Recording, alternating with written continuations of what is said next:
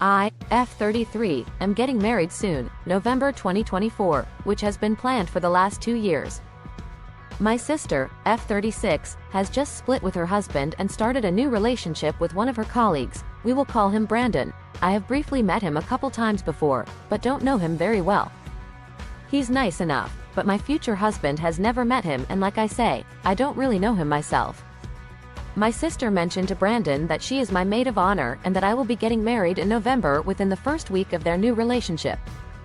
Before my sister and her husband, let's call him Reese, split, they were both invited to the wedding, as they'd been married for 15 years, so Reese was a big part of the family.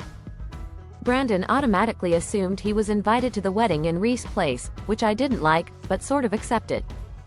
She'd want a +1, and Reese wouldn't want to come now anyway given the situation, so I let it go.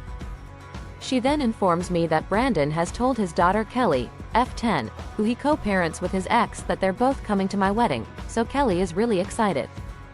I reminded my sister that we are having a child-free wedding, which was communicated to everyone who was invited to attend. We ourselves don't have children, don't want children, and so don't want children at our wedding, which all our family and friends have been fine with. I've met Kelly, and she is unfortunately a complete brat, and definitely not a child we would want at our wedding, regardless of if we're having a child-free wedding or not.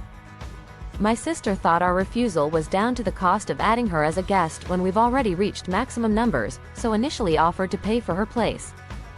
I told her it's not about the money, but because firstly I don't like Kelly, and secondly Brandon overstepped by assuming his child could come without even trying to talk to myself and my FH first.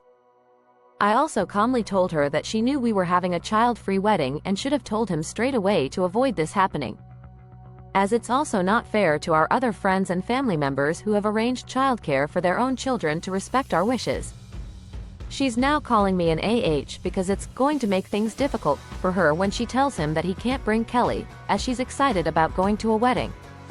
I told her that wasn't my problem, as I am not responsible for him trying to muscle in on a family event he wasn't even invited to in the first place.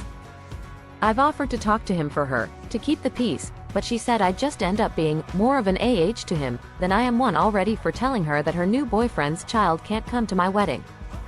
So, am I the AH for not allowing my sister's boyfriend's kid at my wedding? Comment with your opinion. Like and subscribe for more AITA dilemmas.